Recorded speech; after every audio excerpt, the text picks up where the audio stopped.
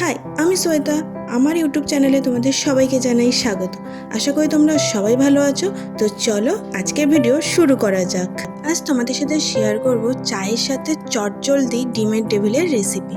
ডিমের টেবিল আমরা প্রায়ই খেয়ে থাকি, তবে বাড়িতে খুব তাড়াতাড়ি কী করে ডিমের টেবিল বানাবো সেটা আজ তোমাদের সাথে আমি শেয়ার করব। তো চলো কি কি লাগছে দেখে নেওয়া যাক।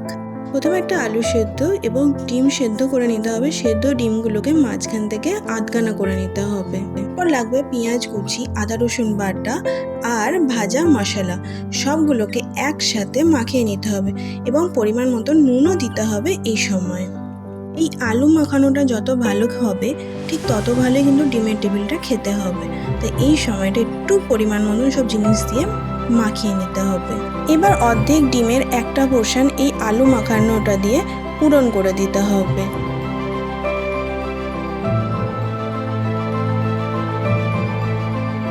এবার একটা বাটিতে কিছুটা পরিমাণে বেসন এবং তাতে নুন এবং খাবার সোডা দিয়ে মিশ্রণটি রেডি করতে হবে।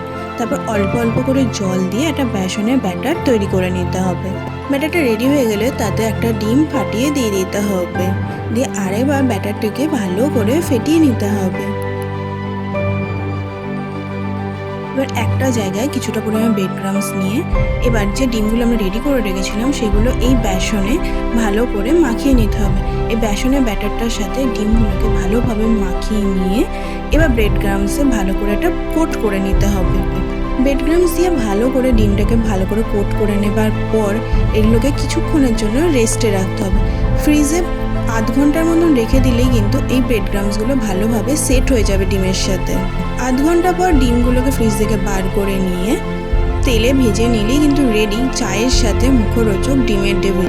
ডিমের টেবিলটা বানাতে কিন্তু বেশিক্ষণ সময়ও লাগে না আর প্রতিটা উপকরণই কিন্তু বাড়িতে থাকে।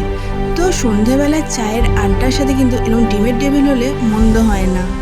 ডিমের টেবিলগুলোকে ভালো করে তেলে ভেজে নিতে হবে এপাশ ওপাশ করে, তারপর ওটাকে তুলে নিয়ে চায়ের সাথে জমিয়ে আড্ডা।